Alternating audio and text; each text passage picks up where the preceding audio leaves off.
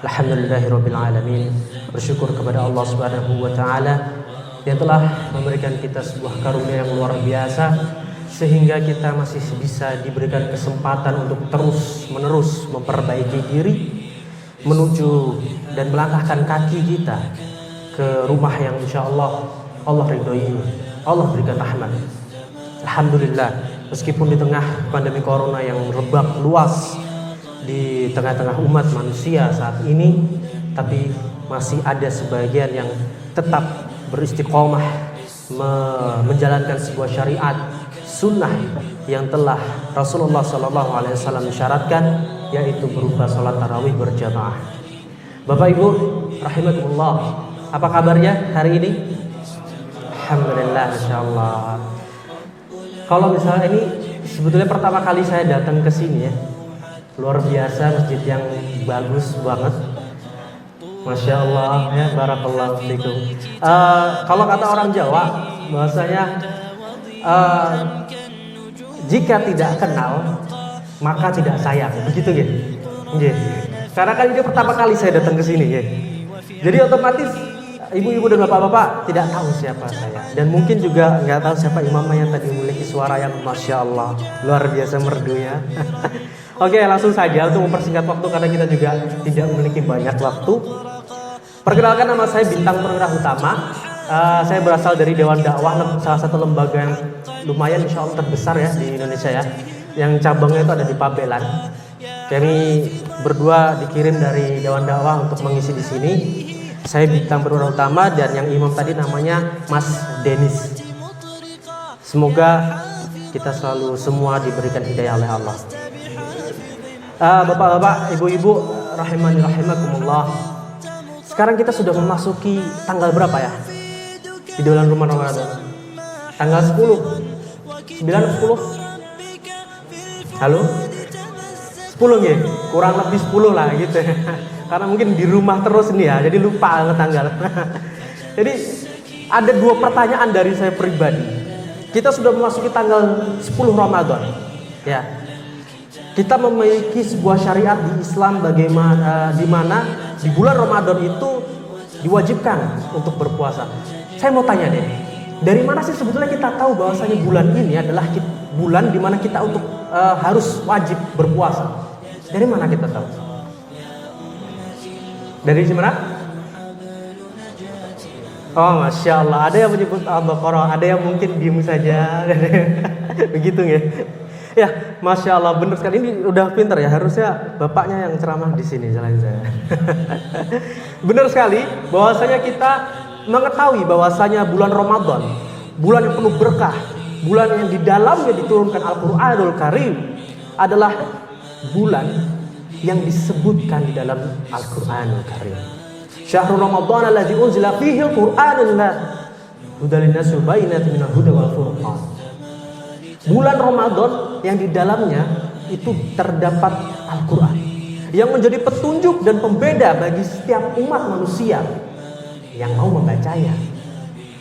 Di awal Al-Quran, sebuah kitab yang mulia ini tuliskan, "Dzalikal kitabul la raiba fihi."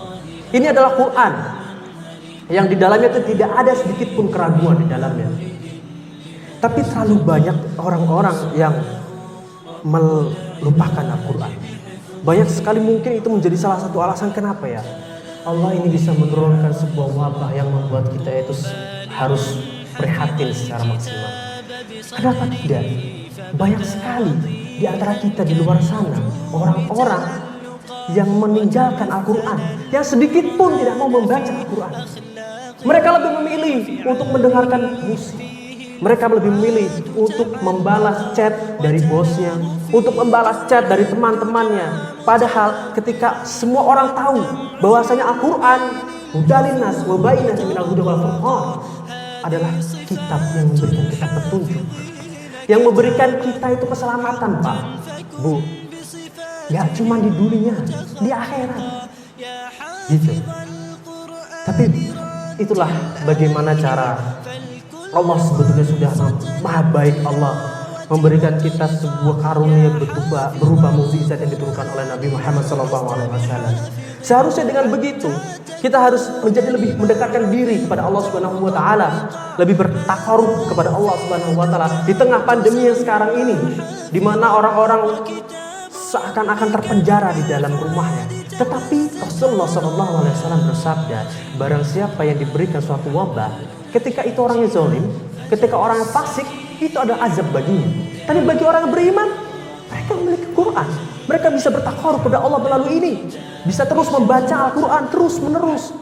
Karena Rasulullah bersabda, satu huruf Al-Quran itu selalu dilipat gandakan.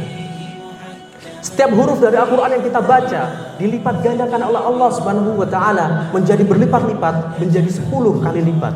Itu kalau di hari biasa. Bagaimana kalau di dalam bulan Ramadan yang penuh hikmah? Luar biasa. Dan Rasulullah bersabda, aku tidak menyebutkan alif lam mim itu satu huruf, melainkan alif itu satu, lam itu satu, dan mim itu satu. Nah, alif lam mim itu aja ada 3, Pak, Bu. Berarti berapa itu, Pak? 30. Itu baru satu ayat 3 kok, Pak, Bu. Luar biasa. Apalagi kalau semisal kita bisa menghatamkan Quran dalam 1 bulan ini, kita semangat untuk bisa menghatamkan Quran minimal sekali. Berapa banyak pahala yang dilipat gandakan oleh Allah Subhanahu wa taala. Seharusnya kita sebagai umat muslim selalu merasa bersyukur karena Rasulullah SAW bersabda, saya bangga terhadap umat muslim, saya bangga terhadap umat mukmin. Ketika mereka ditimpa bencana, mereka bersabar. Ketika mereka diberi sebuah karunia, mereka bersyukur. Itulah seharusnya yang menjadi ciri khas orang-orang mukmin. Di tengah pandemi ini sebenarnya kita harus bisa lebih memiliki sebuah kepedulian penuh untuk bertakarub kepada Allah Subhanahu wa taala melalui jalan Al-Qur'anul Karim. Sekarang masalahnya banyak sekali orang-orang yang jauh dari Quran, padahal Allah Subhanahu wa taala sudah memberikan kabar kepada kita semua, bahkan kepada orang-orang kafir yang meragukan. Mirisnya itu ada seperti itu, Pak. Benar atau enggak? Berapa banyak orang-orang yang ada di luar sana meragukan apa yang ada di dalam isi Quran, ya kan? Padahal Allah Subhanahu wa taala telah memberikan kita sebuah kabar yang sebetulnya ini tidak akan terbantahkan. 1400 tahun 1400 tahun Al-Quran ini diturunkan, diteliti oleh banyak musuh-musuh Islam untuk dicari kebatilannya, untuk dicari kesalahannya. Apa ditemukan sampai sekarang? Tidak. Wa in kuntum fi raibin mimma nazzalna ala 'abdina fa'tu bis-surah.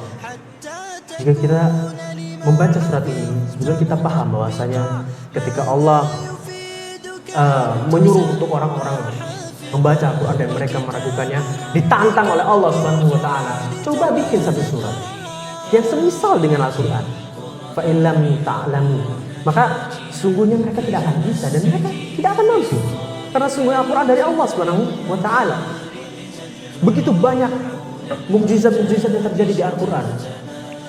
Pak, Bapak, Ibu, mungkinkah saya berdiri di sini sebagai seorang yang memberikan nasihat itu adalah keinginan saya? Mungkinkah? Sungguhnya sebetulnya semua itu sudah ada yang ngatur, ya. Kalau misalkan kita orang beriman tahu bahwasanya segala sesuatu yang terjadi di dalam umatnya itu sudah dituliskan di dalam Lauhul Mahfuz. Dan alhamdulillah Allah masih memberikan kita semua hidayah.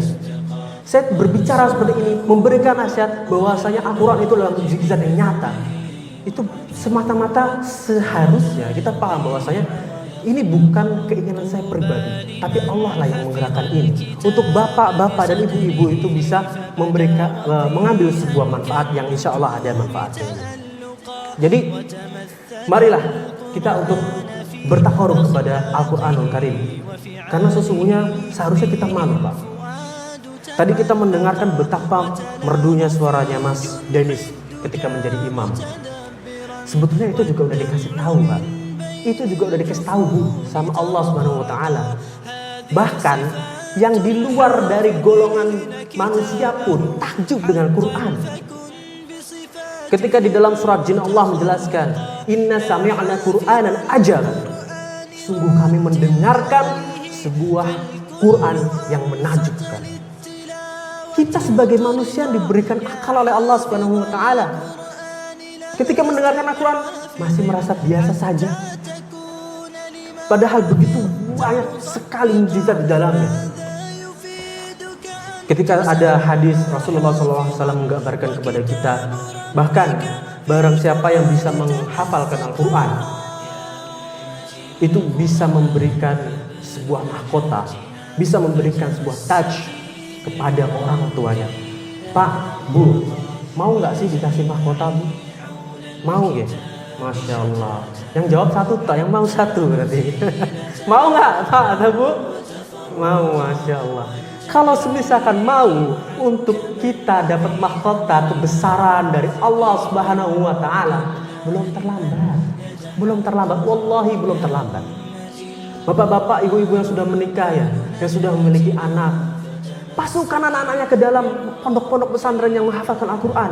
Karena Rasulullah SAW bersabda, khairukum man ta'allama Al-Quran wa 'allamahu.